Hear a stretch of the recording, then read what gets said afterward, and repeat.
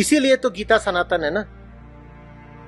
3 अध्याय का 25वां श्लोक उदाहरण है कि जो बात तब प्रासंगिक थी वही आज भी प्रासंगिक है, और वही आज से 3000 साल भी प्रासंगिक रहेगी अगर हम 3000 साल बाद बचे रहे। कुछ समझ में आ रही है बात? श्लोक दोहराएं। हे अर्जुन, कर्म में आसक्त होकर अज्ञानी लोग जिस तीव्रता से कर्म करते हैं, ज्ञानी को अनासक्त रहकर जगत के कल्याण की इच्छा से उसी तीव्रता से, बराबर की तीव्रता से कर्म करना चाहिए। तुम्हें उनका मुकाबला करना ही पड़ेगा। तीव्रता में तुम्हें मुकाबले में खड़ा होना पड़ेगा। वहां बराबरी होनी चाहिए। बराबरी कहां नहीं होनी चाहिए? बराबरी नियत में नहीं होनी चाहिए। उनकी नियत आसक्ति की, मोह की, लालच की है, शोषण की है।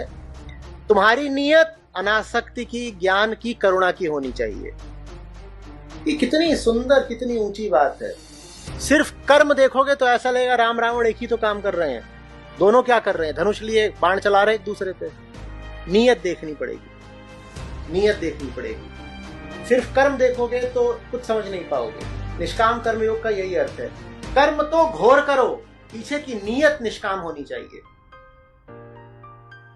अभी किसी ने एक संदेश लिखे हुए तो बोले, आचार्य जी आप में और KFC में क्या अंतर है? क्यों आता है? आपका भी आता है तो दोनों एक ही तो हो गए। तर्क लाजवाब है। बोल रहे मैं वीडियो देखता हूं, आपका भी आता है, उनका भी आता है, तो दोनों का ही तो आता है जब विज्ञापन, तो दोनों बराबर हो गए। अभी बराबर नहीं हुए हैं पागल, बराबर होना है। अभी उनके ज्यादा आते हैं, बराबर तो हम करके दिखाएंगे।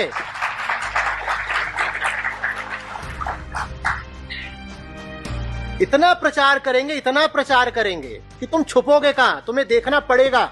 एक एक रुपया जो हमारे पास है प्रचार में खर्च कर देंगे, चाहे भूखा सोना पड़े, चाहे नंगा होना पड़े। ये प्रचार युद्ध है, यही कुरुक्षेत्र है आज का। करेंगे प्रचार। अभी बराबरी कहां हुई KFC से?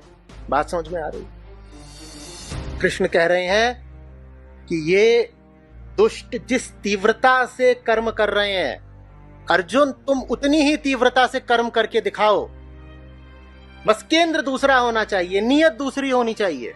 वो अधर्म की खातिर विज्ञापन दे रहे हैं, तुम धर्म की खातिर दो।